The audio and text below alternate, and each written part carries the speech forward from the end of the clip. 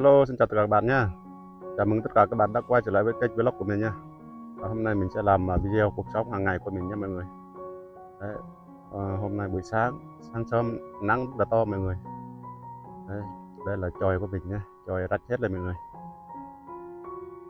Bây giờ hôm nay mình sẽ chia sẻ cho các bạn xem cuộc sống của mình hàng ngày.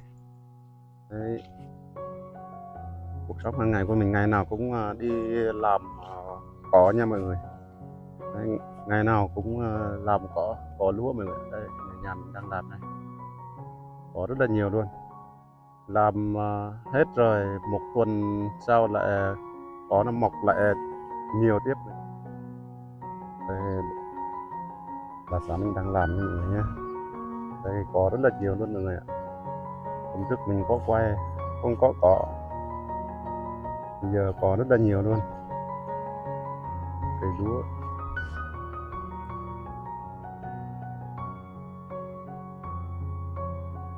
ngày nào cũng làm như thế này nha mọi người nha. Cuộc sống ở đây rất là khó khăn, có làm mà không có ăn.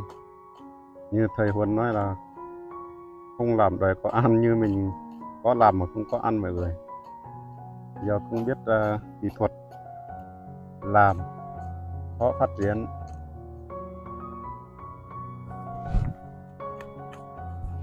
Trời nắng thế này làm cỏ rất là dễ nha mọi người, cỏ nó chết.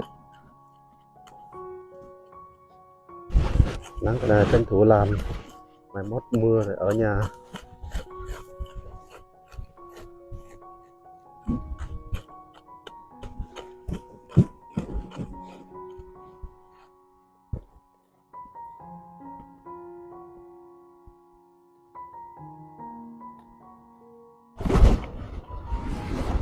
Mọi người bây giờ trưa rồi mọi người nhé. Giờ mình sẽ nghĩ mình đi tìm đồ ăn buổi trưa của gia đình mình hôm nay nha mọi người nha.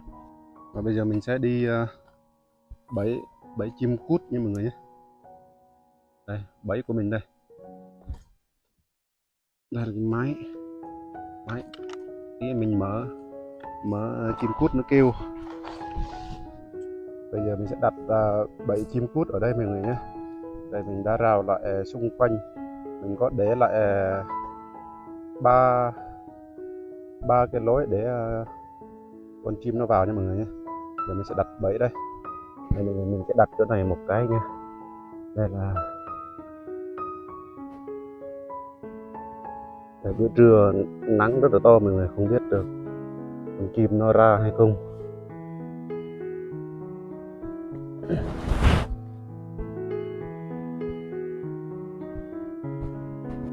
Mọi người ơi, bây giờ mình đã bẫy xong hết rồi mọi người. Bây giờ mình sẽ mở máy lên nhé mọi người nhé.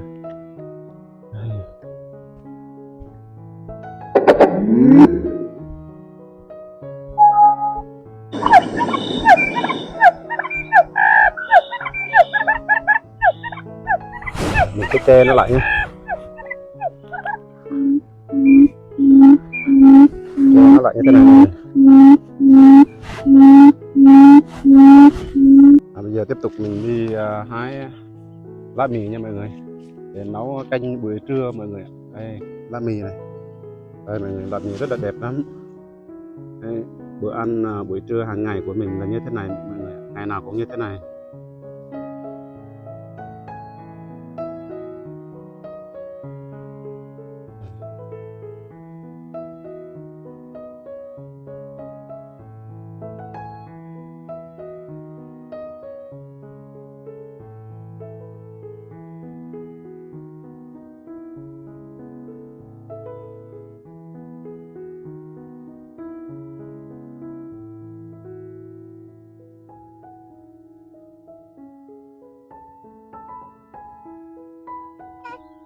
Trời mình buổi trưa rất là mát mọi người, bởi vì trong cây xoài rất là nhiều. Đấy, cây xoài, cây dưa.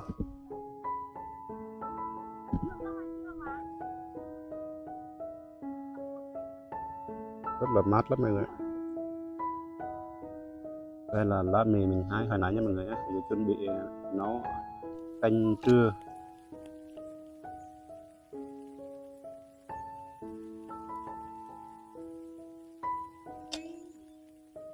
Rồi ngọt lắm.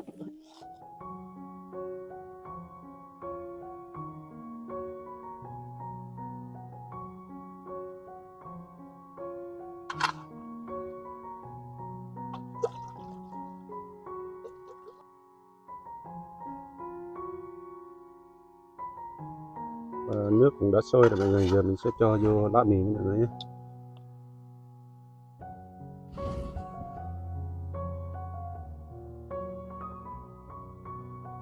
Đây mọi người nhìn bữa ăn trưa làm thì vất vả mà bữa ăn trưa thế này thôi làm sao mà có sức ăn mà có sức để làm.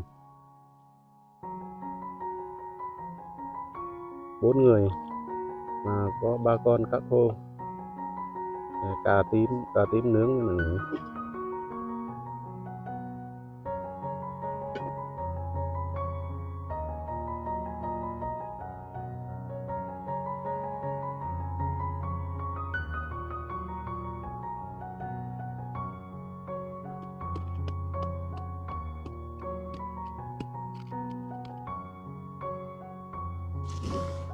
Giờ sẽ múc cơm ăn trưa thôi mọi người.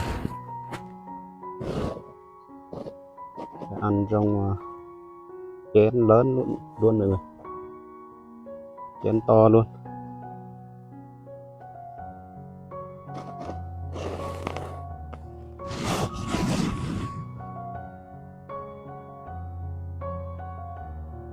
Đây lá mì này.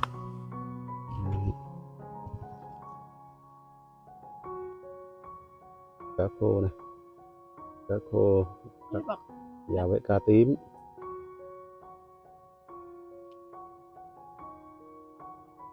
Nhìn vậy thôi mọi người, ăn rất là ngon lắm mọi người ạ.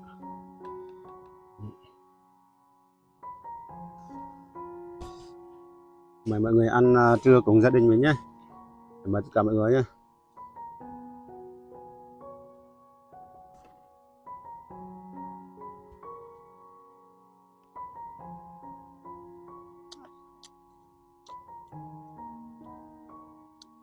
Vị ăn là mình nhấm. Lạ quá. Làm không có tiền mua thịt, mua rau.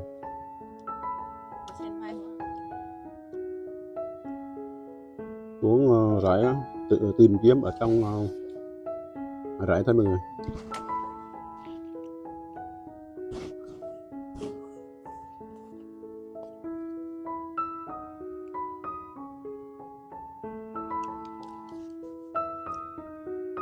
Mọi người ơi, bây giờ mình đã ăn xong rồi mọi người. Giờ mình sẽ chuẩn bị để đi nghỉ trưa thôi mọi người. Mọi người xem video của mình ủng hộ nha mọi người nhé. Cảm ơn tất cả mọi người.